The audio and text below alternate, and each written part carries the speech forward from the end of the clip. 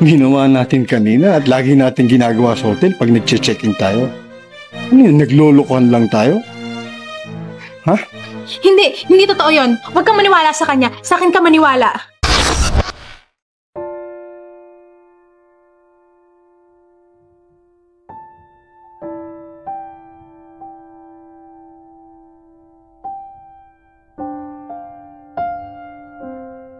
Yes, Panyero.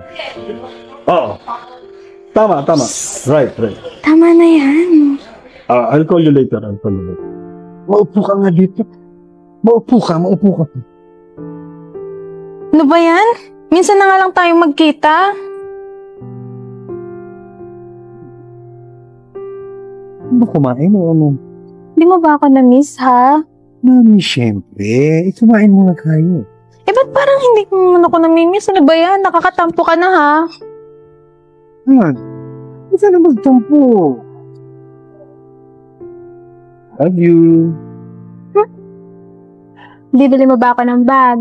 Oo, bibili kita. Babe, dito ka pala. Sakto pagpasok ko dito. Dito ka din. Teka, sino to? Ano? Babe. Daddy ko nga pala. Dad, si Arvin, boyfriend ko. Oo, ako nga ang dad niya. Ikaw pala ang boyfriend niya. Babe, akala ko ba wala ka ng tatay? At akala ko matagal na kayo walang communication. Oo. Kaya nga ang saya ko kasi nandito na si Dad. Di ba, Dad? Oo, tama. Ganun ba? Mas mabuti naman itong ganun. So, ikaw ang boyfriend ng anak ko. Ano naman ang pinagkakaabalahan mo? Anong trabaho mo? Ganon. Actually, Dad, wala pa siyang permanenteng trabaho. Pero, Dad, kailangan ba talaga ngayon kayo mag-get to know each other? No, I insist na nandito na rin lang tayo. Mag-usap tayong tatlo. Anong pinagkakaabalan mong trabaho, Iho? Tito, yung totoo niyan magtatayo ako ng sarili kong negosyo para mas magkaroon ako ng permanenteng kita kung sakali. Kaya lang, namamroblema ako sa perang gagamitin ko para makapagsimula. That's a good idea, no? Pero magkano naman ang kakailanganin mong cash kung sakasakali? Kasi baka matulungan kita. Dad, hindi na kailangan. Tsaka alam ko namang papalpak lang yung business niya eh. Hindi ko pa ba alis dito? Teka. Bakit ba kanina ka pang atat na paalisin tong boyfriend mo? Ito na yung pagkakataon, may rin magkakakilala tayong tatlo. Tito, siguro alis na nga po muna ako. Kasi bago lang kayo nagkita tapos sasapawan ko pa kayo. Alis na po muna ako. Ayan, tama yan. Sige na. Hindi. Huwag mo siyang paalisin. Gusto ko rin malaman kung gaano kanya kamahal at anong plano niya para sa'yo. Gusto kong patunayan niya sa akin na hindi kanya pababayaan. Anyway, nandito yung cash. I'm willing to give you a cash para doon sa sinasabi mong negosyo kung ano man yan. O ito.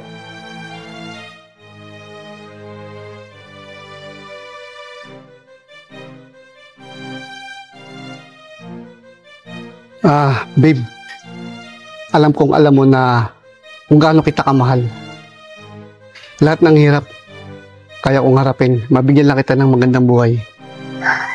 Alam ko, sobrang mabilis. Pero gusto kitang tanungin ngayon.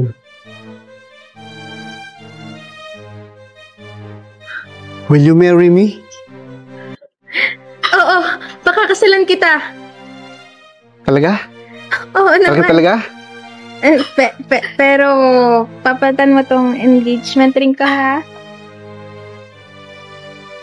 Waiter! Pwede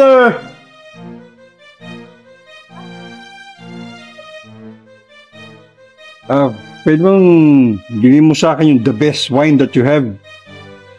Kasi mukhang I'm witnessing a very good love story ngayong gabi. Yes po, sir. Copy po.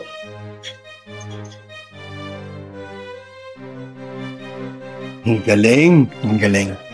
Yo, hindi mo ba alam yung salitang delusion? Na mukhang nangyayari sa iyo ngayong gabi? Ni hindi ka nagtanong, ni hindi ka nagtaka. Totoo bang mag-ama itong dalawang kaharap ko na totoong ako ang ama niya? For your information, Iho, ang babaeng ito isang linta. Magaling lang pag may pera ka, pero kung wala kang pera, lolokohin ka lang niya paulit-ulit. Teka, naguguluhan na ako. Anong ibig mo sabihin na hindi kayo talaga mag-ama? Babe, hindi totoo yun. Actually, totoo na hindi ko talaga siya dad. Pero, yung lokohin ka, hindi ko yung magagawa. So, nagrarason ka pa. Ano yung ginawa natin kanina at lagi natin ginagawa sa hotel pag nag-check-in tayo? Ano yun, naglolokohan lang tayo? Ha?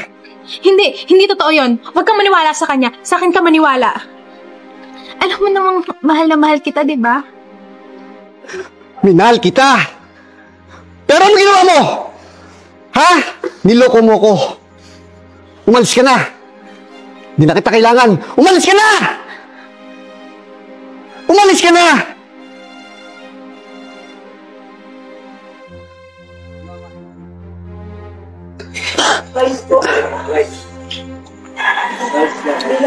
No.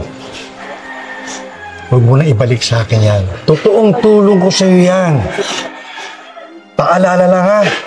Next time around, maging mapagmatsyag ka sa mga taong kinakasama mo. Hindi mo na mamalayan. Pagtalikod mo, iniiputan ka na sa ulo.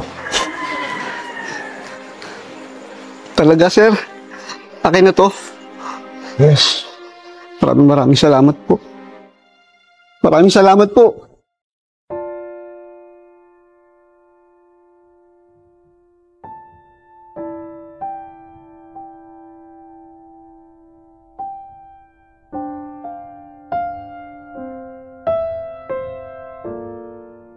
Hi, ako nga po pala si Ivan. On behalf of El Capo, inibitahan namin kayo makikain at makimukbang dito sa El Capo, San Pablo Branch. Halika na at makikain ng seafood.